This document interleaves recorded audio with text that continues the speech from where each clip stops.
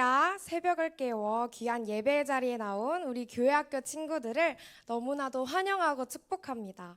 이 새벽에 교회에 오기까지 무척 힘들었을 텐데 졸린 몸을 이끌고 예배의 자리를 지킨 우리 교회학교 친구들을 너무나도 축복합니다.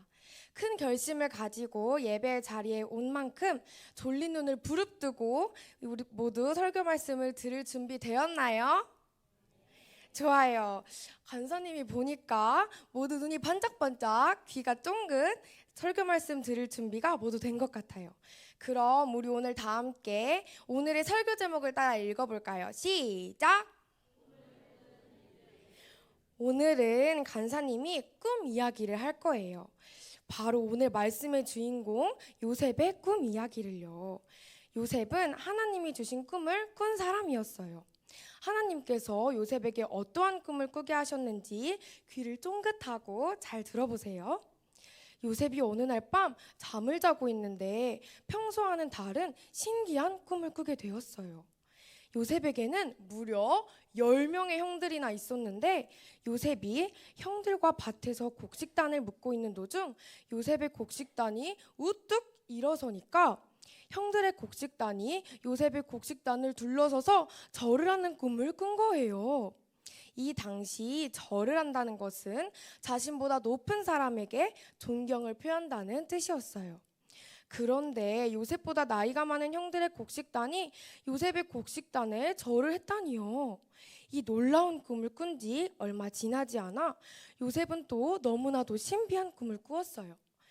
이번에는 하늘의 해와 달과 11별이 모두 요셉에게 절을 하는 꿈을 꾼 거예요.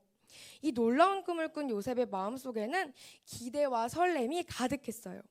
훗날 미래의 하나님께서 요셉아, 내가 너에게 보여준 꿈처럼 이렇게 너를 사용할 것이다 하고 미리 꿈으로 보여주시는 것이 아닐까 하는 마음이 들었기 때문이에요. 그렇지만 요셉의 꿈을 포기하게 만드는 것들이 있었어요. 그것은 바로 요셉을 향한 비난과 조롱이었어요. 요셉의 꿈이 말도 안 된다며 무시하는 사람들이 나타났어요. 요셉의 첫 번째 꿈인 형들의 곡식단이 요셉의 곡식단에 절을 했다는 이야기를 들은 형들은 요셉을 비꼬며 이렇게 이야기했어요. 아니, 우리 곡식단이 너의 곡식단에게 절을 했다고? 네가 정말 우리의 왕이 되고 싶어 하는구나. 네가 우리를 다스리게 되겠어. 이렇게 형들은 요셉이 잘난 체 한다고 생각하며 요셉을 비난하고 조롱했어요. 또 요셉의 두 번째 꿈인 하늘의 해와 달과 11별이 요셉에게 절을 했다는 꿈 이야기를 아버지와 형들에게 말하였을 때에는 아버지 야곱이 요셉을 꾸짖으며 이렇게 이야기했어요. 네가 꾸었다는 그 꿈이 도대체 무엇이냐? 나와 너의 어머니와 네 형들이 정말 너의 앞에 가서 절을 하기를 원하는 거니? 이렇게 말한 거예요.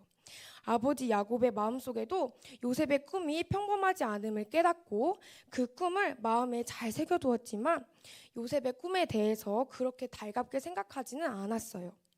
하나님이 주신 꿈에 대해 주변 사람들의 비난과 조롱을 받은 요셉의 마음은 어떠했을까요?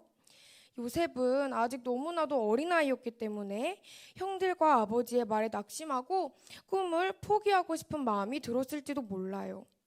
아, 나는 역시 아닌가 봐. 내가 잠시 헛된 꿈을 꾼 거야. 헛된 희망을 마음에 품은 거야. 하고 말이에요.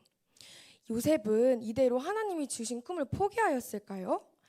요셉의 꿈은 이대로 이루어지지 않았을까요? 아니에요. 요셉은 후에 하나님이 꾸게 하신 꿈 그대로 애굽의 총리가 되게 하시고 꿈을 이루어 주셨어요. 요셉은 수많은 조롱과 비난을 받았는데도 불구하고 어떻게 꿈을 이룰 수 있었을까요? 바로 요셉에게는 하나님이 주신 꿈을 포기하지 않는 믿음이 있었기 때문이에요. 형들의 아버지의 계속되는 비난과 조롱에도 요셉은 하나님이 주신 꿈을 포기하지 않았어요. 우리는 이러한 요셉의 믿음을 배워야 해요. 하나님이 주신 꿈을 포기하지 않는 요셉의 모습을 말이에요. 어떤 친구들은 간사님에게 이렇게 이야기할 수도 있어요. 저는 아직 하나님이 주신 꿈이 없어요. 하나님이 저에게 꿈을 주시기에는 아직 제가 너무 작고 어려서 그런 걸까요? 라고 말이에요. 하지만 요셉에게 꿈을 주신 하나님께서 우리 친구들에게도 분명 꿈을 주세요. 간사님도 여러분처럼 어렸을 때 하나님께서 꿈을 주셨거든요. 자, 화면에 보이는 이 사람은 누구일까요? 네, 간사님이에요. 이때 간사님은 몇 살처럼 보이나요? 이 사진은 간사님의 초등학교 졸업 사진이에요. 초등학교 6학년 때죠.